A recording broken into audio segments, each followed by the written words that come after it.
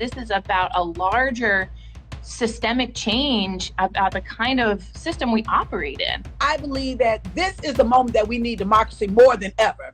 We need more people of all types of backgrounds to step up and offer their expertise to solve the challenges in each of our communities. Let's do what we know to be the right thing and be true to that inner voice. I didn't ask to be treated differently, but I'm going to take it on because I have a job to do and nothing's going to get in my way of doing that. Go get yourself a political home. You know, Vote and Lead would love to be that home. Black Voters Matter would love to be that home for you. Thank you for your support. Thank you for leading and running as you are.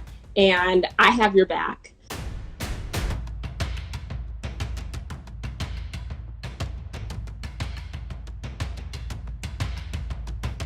Answer that question today, we have a number of speakers and performers who will be joining us this afternoon.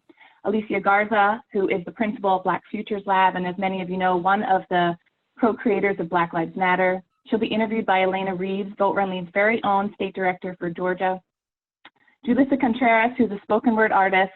She wrote an original piece for us today, and she has so many other things. We're so glad to have her back in our community. Abbie Npauj Lee, who's a public health specialist by day and an amazing singer by night. She's going to be closing us out.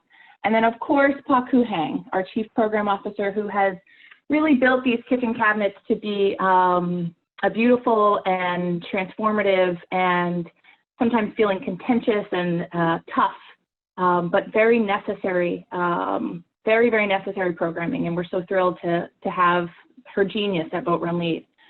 So again, this week's topic, it'll be, you know, always, like every week, some of you may need to be, you know, take a break for yourselves. This is the, you know, forewarning about some of the content or conversations. So feel free to prioritize yourself, your own self-care, go off camera when you need to, and take care of yourself first. And then finally, you know how we roll. We're asking you to be active, ask questions in the chat box. We are really going to, again, keep this to 1 hour today, be respectful of people's opinions, and of course, in turn, we will do our best to bring you some really fantastic programming. You're going to have an interactive session with Paku in the second half, so there'll be a lot of activity in the second session, so some of you may want to grab a pen as well. So let me, at this point, turn it over to Paku Hang, who is our Chief Program Officer, and I'm just grateful. I want to thank her officially for really spearheading this programming and putting together something that I don't know, you know, how to say thank you for the contributions you have made to Vote Run Lead in just the short 7 months that you have come on as our Chief Program Officer. So thank you, Paku.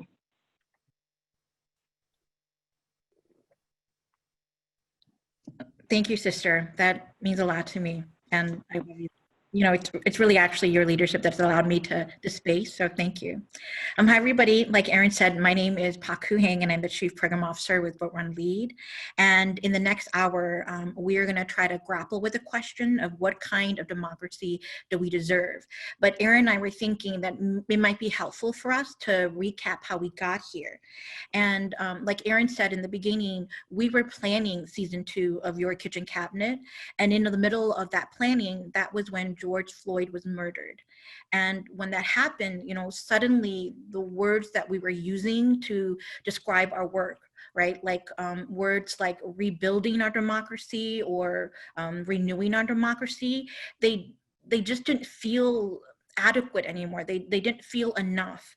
And we really felt it in our bones that if we wanted to do justice to our mission, which is to train women to run for public office and win, right? If we really wanted to do justice to that mission, that we had to start all over and we had to go back to the beginning and we had to reimagine and transform that democracy. And we also had to do it with you all because you are the true agents of change for this country. And so that's why, if you go to the next slide, that's why we decided to actually call this series Radical Leaders We All Deserve, because at Vote Run Lead, we really believe that in this moment, we need radical leaders who can illuminate the way, who can fight for a better democracy. I mean, quite simply, like you all are the ones that we have been waiting for. And you all are the ones that are going to fulfill the true promise of this democracy. And so that's how we arrived at this place. Elena, can you go to the next slide? Maria Elena, can you go to the next slide? And so how did we begin, right? We started actually with an inquiry of, what is our origin story? And it was in this telling that we learned about the Haudenosaunee people and how they were the people who brought us the ideas of separation of powers and separate chambers and checks and balance. It was really them who birthed the infrastructure that became our democracy. Next slide. And then in week 2 of our season, we looked at American patriotism. And this is where we found out that Black women have been saving our democracy from the very beginning. It was people like Mombet and other Black women who filed lawsuits, and they were the ones who were actually responsible for eradicating slavery in the northern states. We also found out that from the very beginning, immigrants were the ones who were risking their lives to enlist in the military and protect Americans. And then in week 3, we learned about citizenship. And we learned about how, in America, you can become a citizen by blood, by soil, meaning that you can be born here, you can get married and become a citizen. But something that makes us unique compared to other countries in the world is that you can also become a citizen in this country through a naturalization process.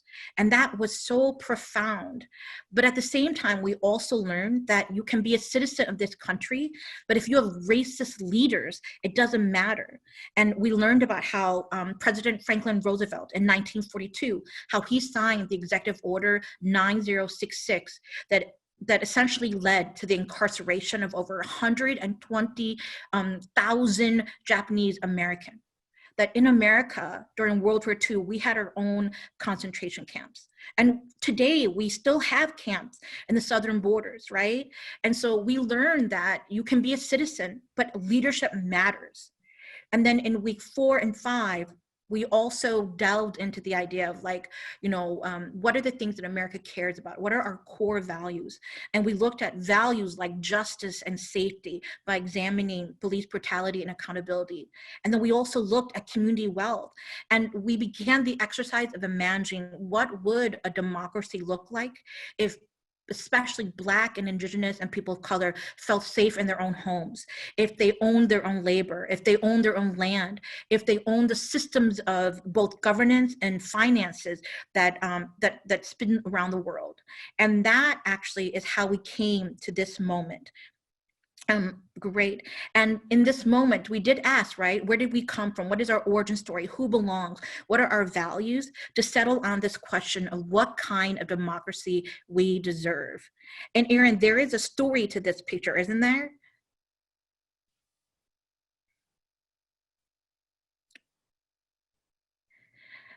So I think Erin might be muted. She might be muted. Yes, this photograph was taken actually at Vote Run Lead's town hall in 2018, about 5 days after the election, actually on Veterans Day. We were, and we brought in women from all over the country, including these 4 dynamic young women who many of you know were just reelected by large majorities. And so the infamous squad photo, we're very proud to say, launched at the Vote Run Lead town hall, where we also had really other powerful conversations actually with Republican women who said, what do we deserve inside of our party? And it was really pushing, how do we get women to be the ones who lead on what kind of democracy we deserve? And so in honor of that, I'm also wearing my neck cut squad t-shirt today. Thanks, Erin. So if you go to the next slide, Maria Elena. So I just told you about how we got started and how we came to this moment. And when we are asking the question, what kind of democracy do we deserve? I think that I would argue that a Vote Run Lead, right? We are arguing that we deserve a democracy that is of the people, by the people, and for the people, right? In short, it's a democracy that is grassroots oriented and it's representative. And for the next hour, we're going to talk about this. But I wanted to conclude by saying that this is where we came from, but this is also where we are headed. And at Vote Run Lead, we are committed to, putting the full weight of our organizational resources to embolden and to empower women like you all who have been journeying with us for the past 5 weeks, women who are intersectional, who are feminists, who are anti-racist. We are committed to having your back. We're committed to amplifying your leadership and putting you in positions of power so that you truly can lead us into a better future. That is why we are here, and that is why we are going to be stepping into a brighter democracy. So, Erin, can we get started? Absolutely. So I'm going to do a quick introduction of both Alicia Garza and Alana Reeves. Alana Reeves is a graduate of Georgia State University, earned her bachelor's in science of public policy there.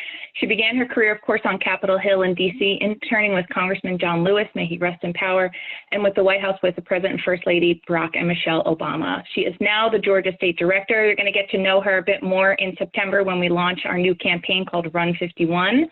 And she is just continuing to do the work, and we're so thrilled to have her on board.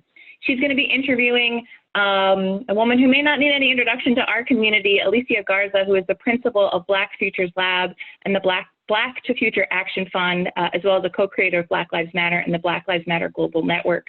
But she's also the Strategy and Partnerships Director at the National Domestic Workers Alliance, the host of Lady Don't Take No podcast, and her book, The Purpose of Power, How We Can Come Together When We Fall Apart, has been published by One World Random House. It's coming this October, so stay tuned for that. Please take it away, Alicia and Elena. Thank you so much, Erin. And Alicia, I am trying so hard not to fangirl right now. You are such an inspiration to organizers across the country, across the world. And I've been following Black Futures Labs for years. Actually, I live in Clayton County, which is just south of Atlanta. And in 2018, one of our local organizations, Proof, was a Black Census Project partner. So I'm so excited to ask these questions and just speak with you today as we close out our Your Kitchen Cabinet series. So I'll just get right to it. Well, Alana, before you do, I just want to say thank you. And it's really great to be here with you. I have been following your work as well, so the fangirling is mutual. And I'm excited for our conversation today. Well, let's get to it. At Vote Run Lead, we believe in the importance of telling one's story. So we want to hear in your own words. Please share your story about how you created the Black Lives Matter Global Network and why you founded Black Futures Lab. Sure. Well, I've spent most of my time organizing, working to make Black communities powerful in every aspect of our lives. It's the thing that organizes me. It's the thing that gets me up in the morning, and it's what I think about when I go to sleep. And I really come into this work as the product of a mom who had me by herself, and she didn't expect to have me by herself.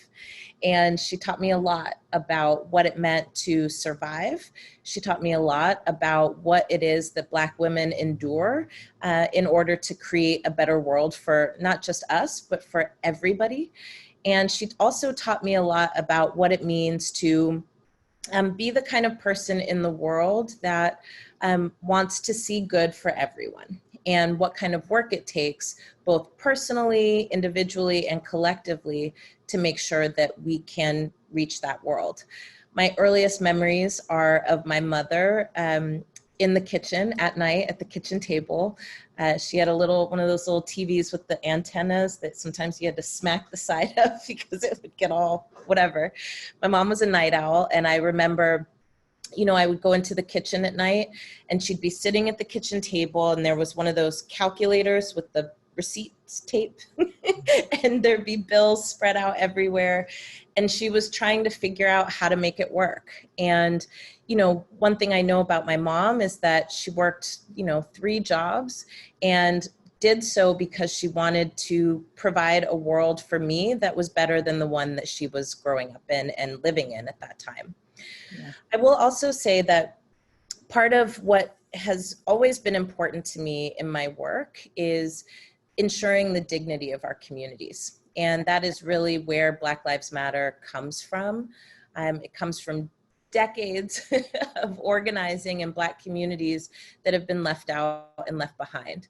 I spent 10 years working in Southeast San Francisco with families around environmental racism, development, gentrification, and political power. And one of the things I know is that Black communities were always engaged symbolically,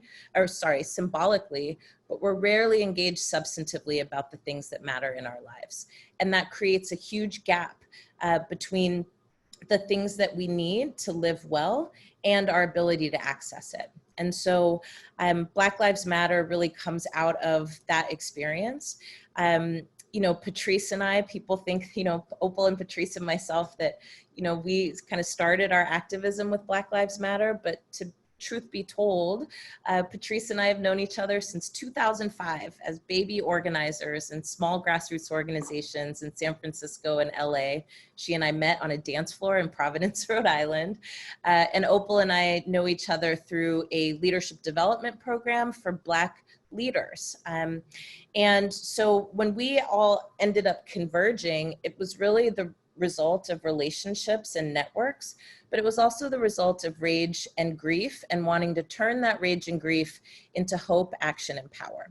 So I'm not going to go through the whole story of BLM. We've talked about it 105,000 times, but I will say BLM starts as a hashtag and a series of social media platforms that were designed to connect people together online who were rageful like we were, who were sad, who were confused about how it was that a young man named Trayvon Martin could be murdered by an adult named George Zimmerman, and how George Zimmerman could get away with it.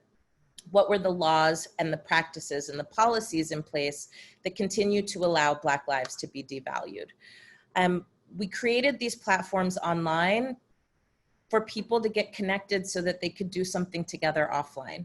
We kept finding that people were expressing themselves through liking and sharing and retweeting, but that wasn't actually changing what was going on in Sanford, Florida, and it wasn't changing what was going on in Black communities across the nation.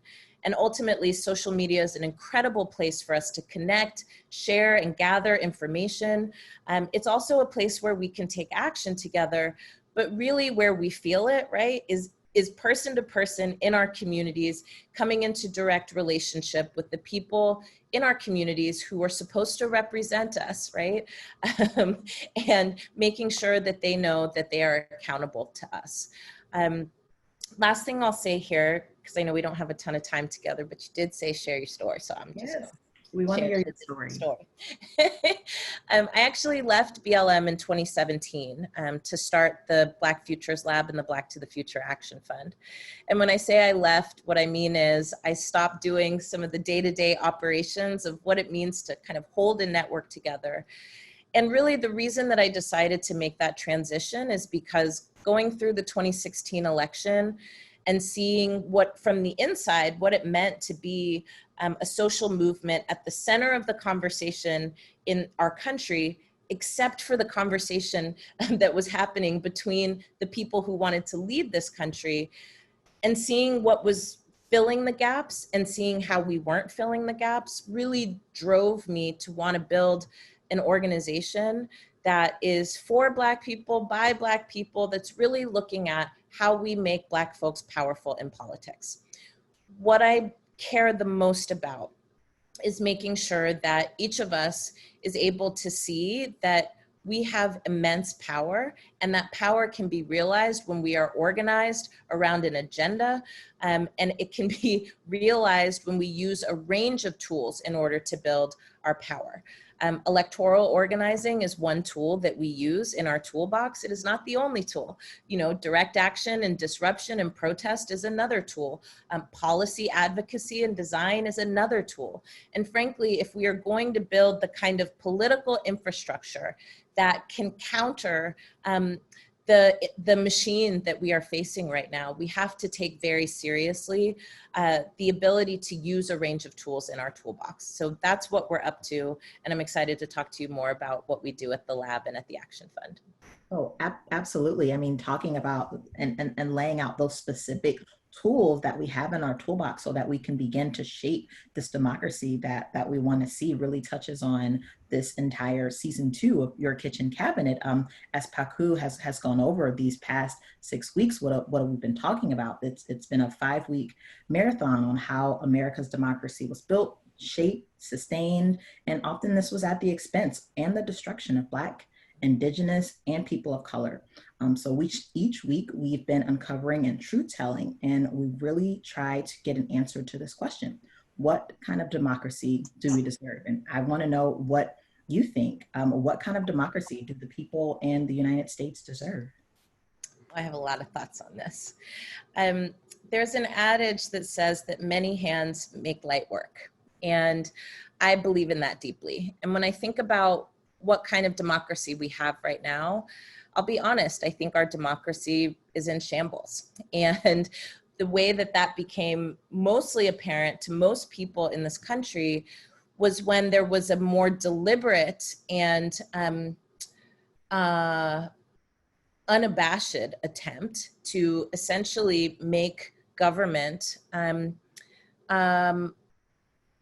not just untenable, but ineffective, right? So when I think about kind of what a democracy that we deserve looks like, it's a democracy that engages us and that we engage year round, not just at decision-making points.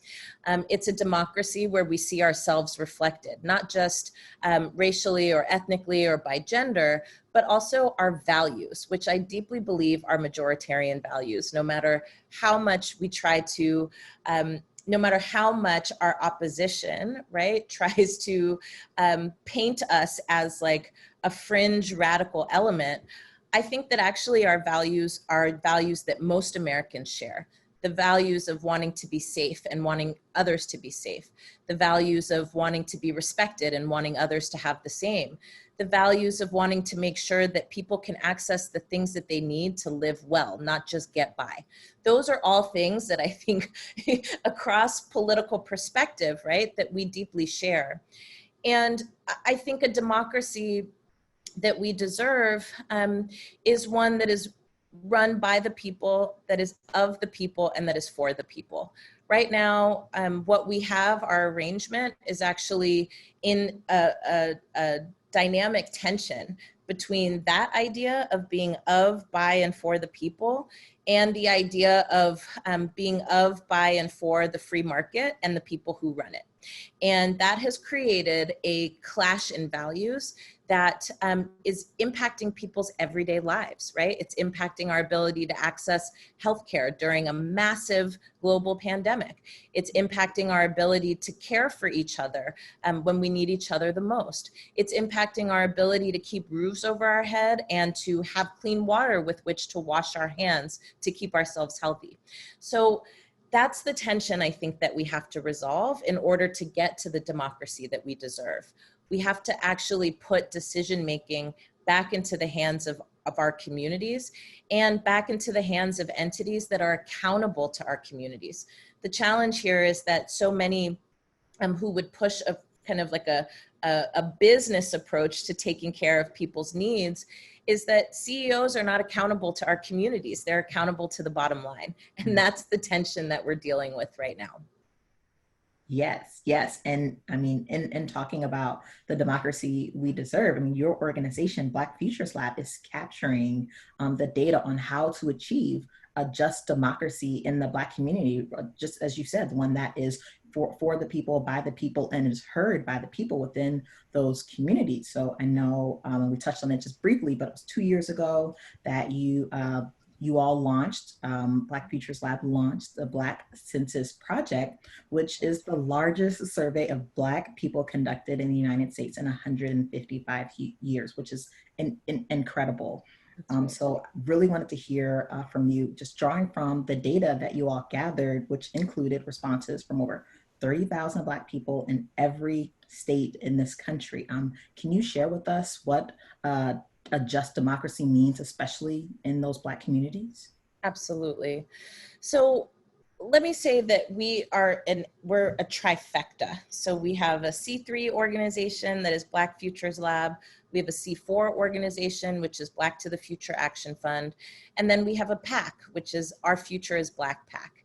And all of those entities work to make Black communities powerful in politics. What they are rooted in is, as you said, the largest survey of Black people in America in 155 years, called the Black Census Project.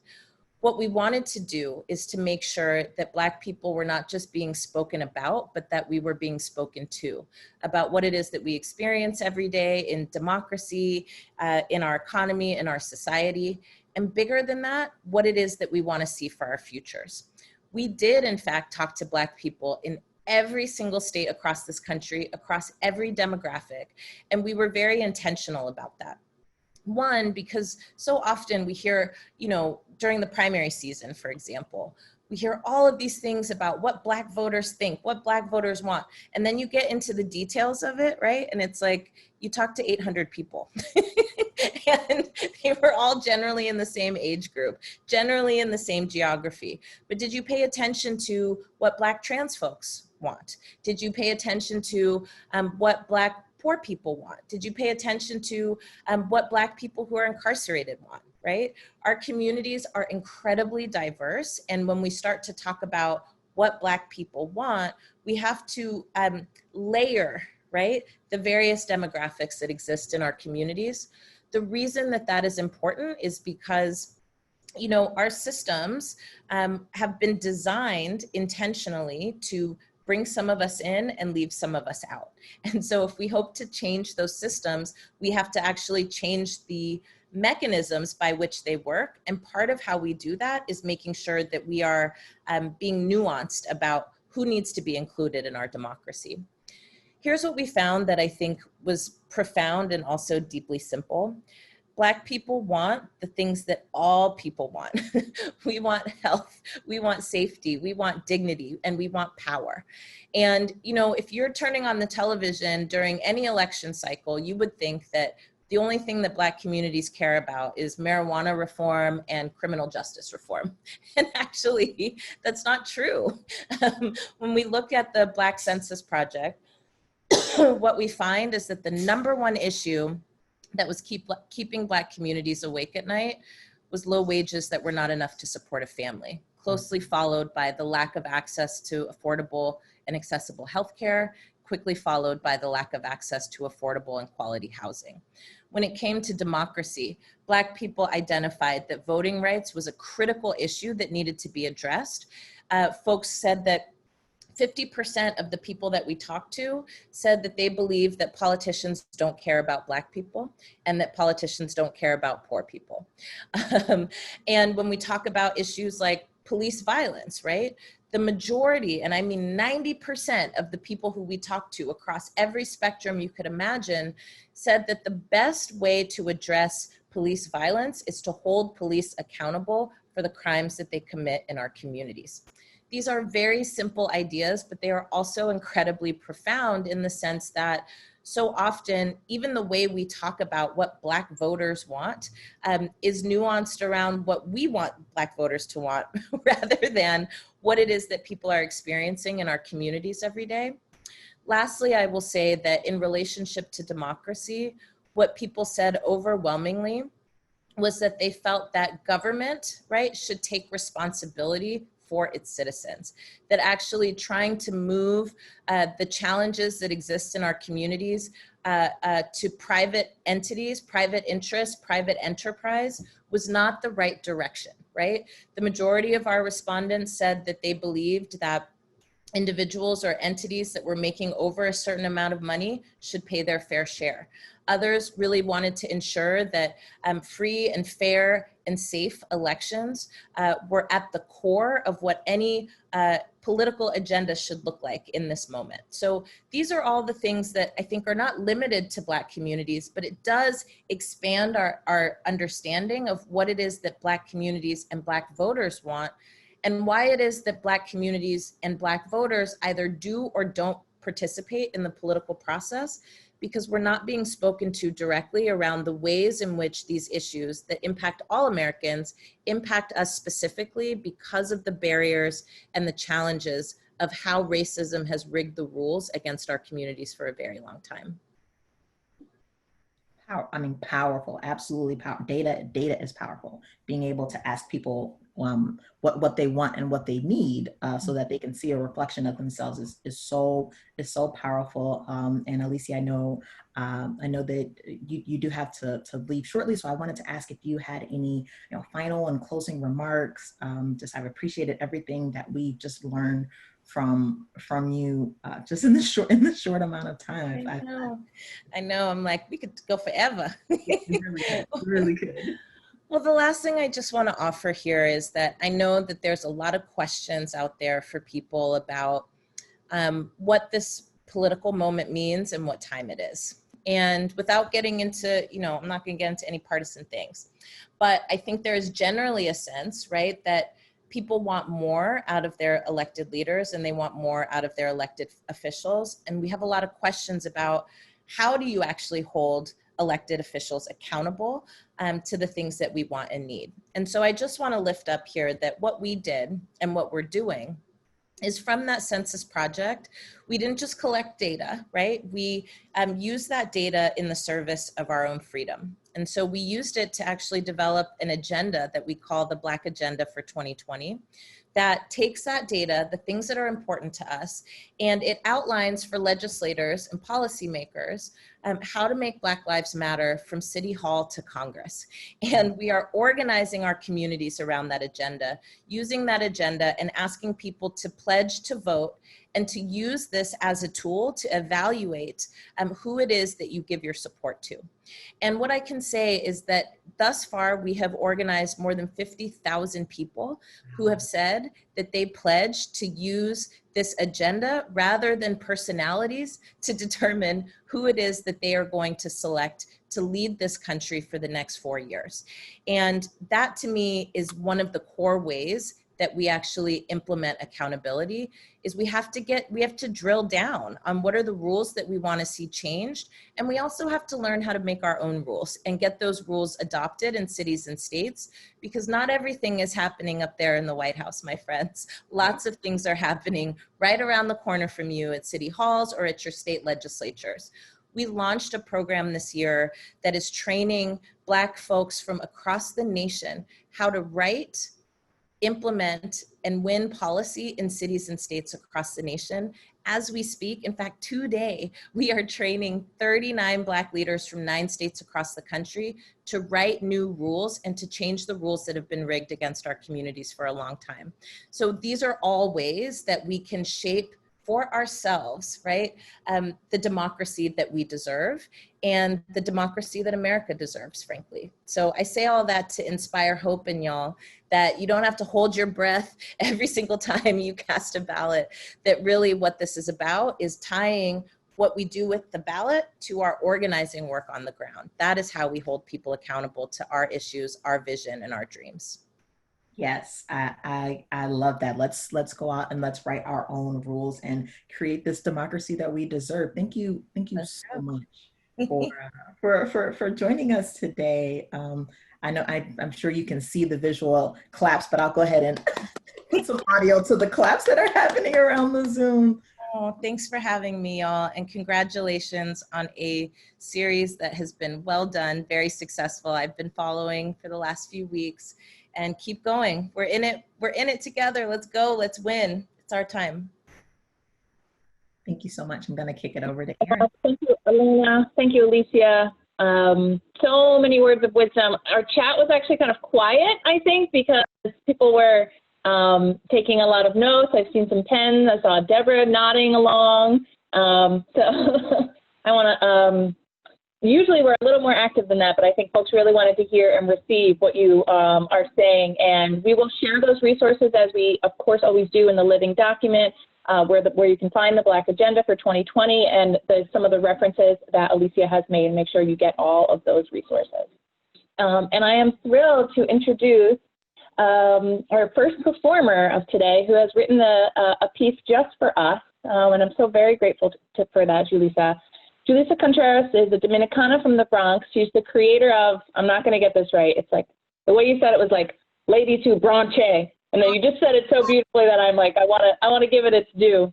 It's a podcast that you need to check out. The YouTube hit Shit Spanish Girls Say. She's a writer, she's a poet, she's an actor, she's an innovator. And all of her work, she focuses on elevating necessary dialogue through creating connected experiences. And she's here looking fabulous as usual to give us a unique and special performance just for the Vote Run Lead community. Thank you so much. It's so great to see you.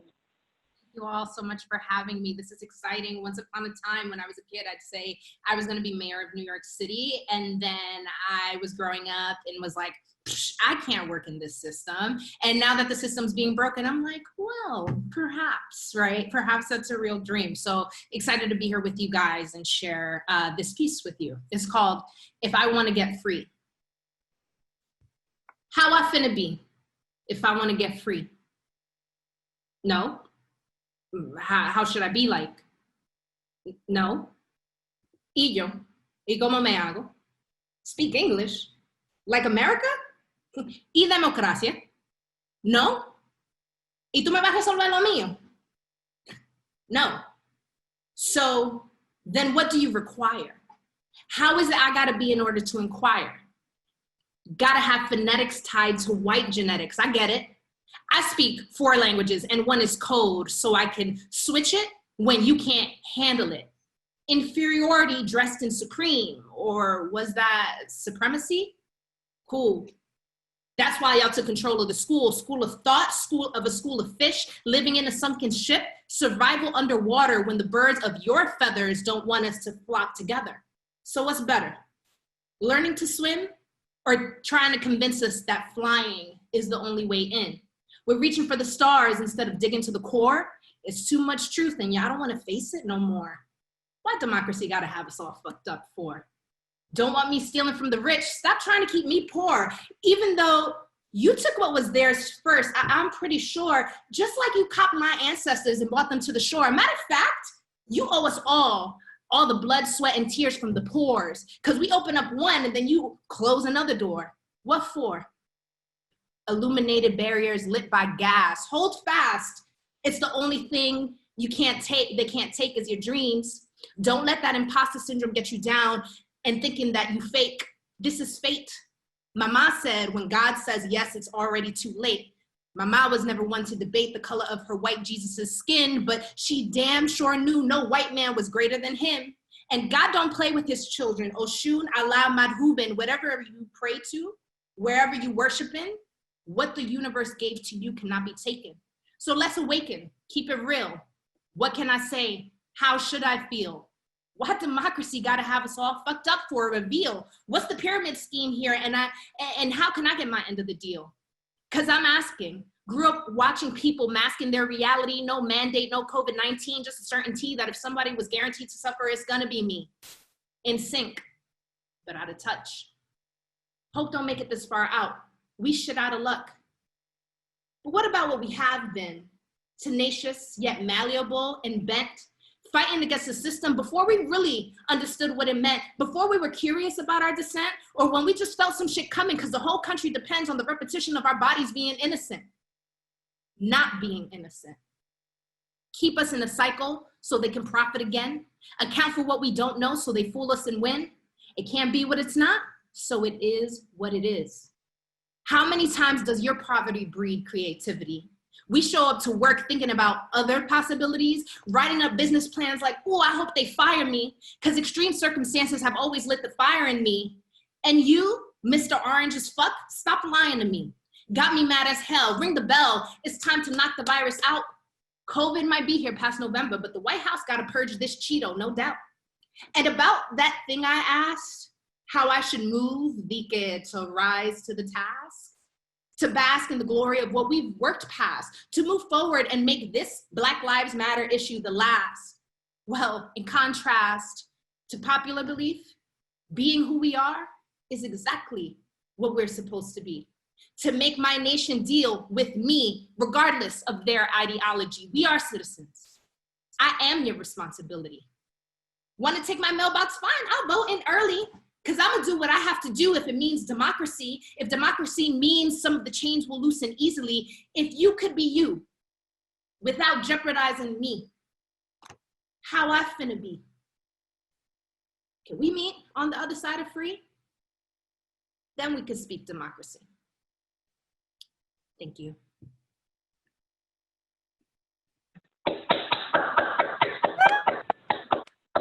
Alicia! Oh my God, if we could meet on the other side of free, and how should I be? Girl, thank you. That's an exclusive. Thank you so much. Of course. Just like Julissa said, she wrote this original piece for this moment, for all the sisters in this call. Thank you so much. Such powerful and wise words. Thank you all.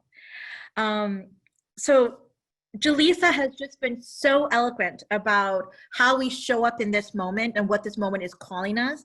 And Alicia was talking to us about what is the type of democracy that we all deserve. And so what I want to do now is pivot a little bit and hear from you all, because you all have been journeying with us the last 6 weeks from the beginning, and you've been part of this conversation.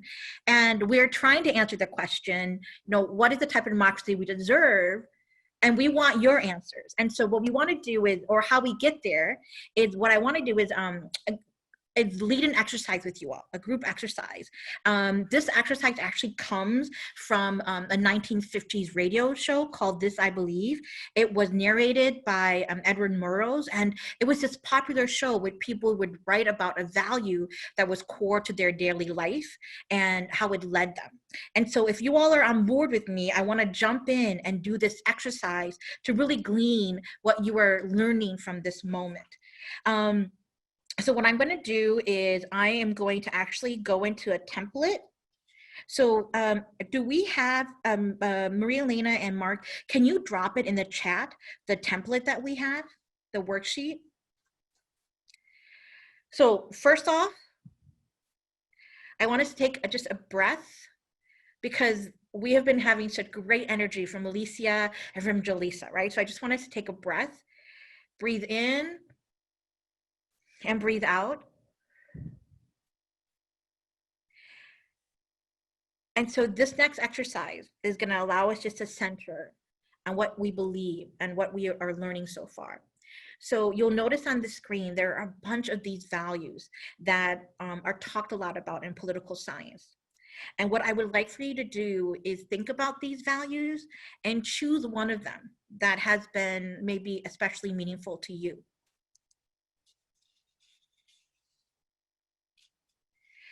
So when you choose one, I'll just give you a couple more minutes to choose one, right? So we have accountability, belonging, citizenship or community. We have democracy or equality, happiness, hard work, justice, liberty, love. We have public safety or patriotism, maybe suffrage or service.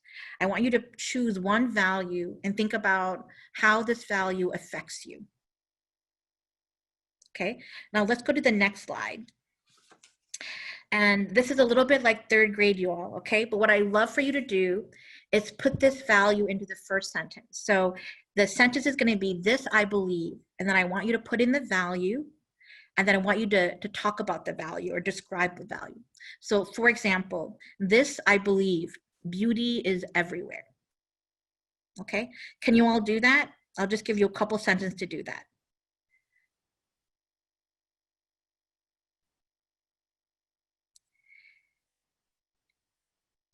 And then I want you to write a sentence about the value. Okay, so for example, beauty is the freckles on the foxgloves next to my garage.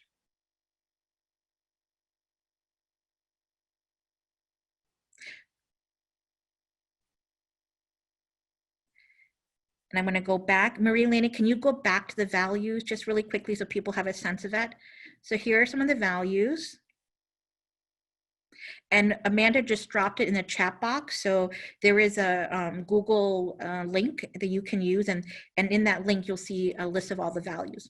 Marilyn, can we go to the next slide again? Great. So first thing is this, I believe, insert the value, and then something about that value. And then write the first sentence about the value. So this, I believe, beauty is everywhere. Beauty is in the freckles and the foxgloves next to my garage.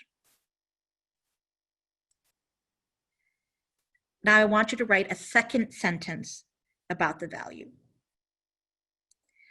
Beauty is in the sound of my neighbor, Bella, running through the sprinklers.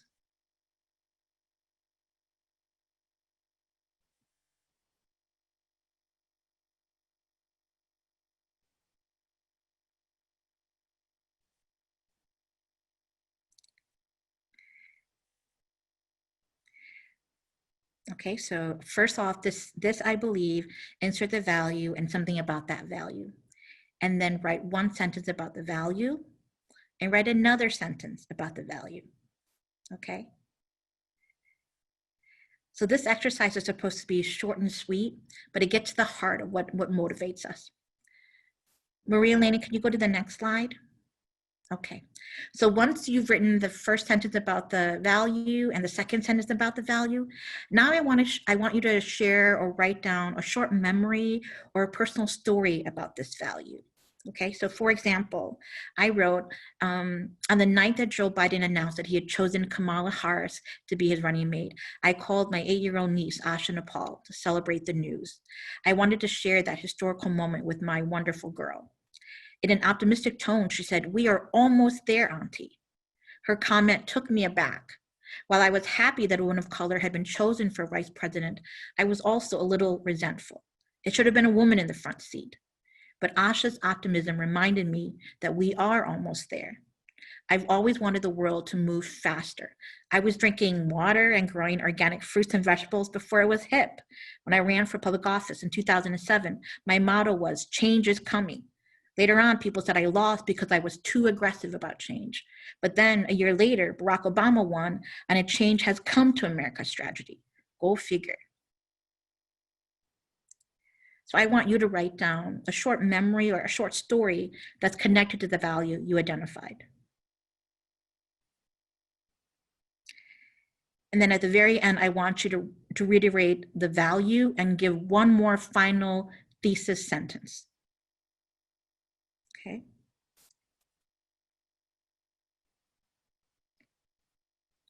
So I'm going to, Marilyn, can you go to the next slide? And we're going to put it all together. Okay, so I'm going to read this just so you have a sense. Again, this is just a template.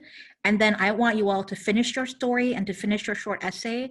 And for anybody who would like to share, I'd like for you to raise your hand in the chat box, and Mark and Marilyn will call on you. So this is what I'm hoping at the end of this exercise that you all have a copy of, right?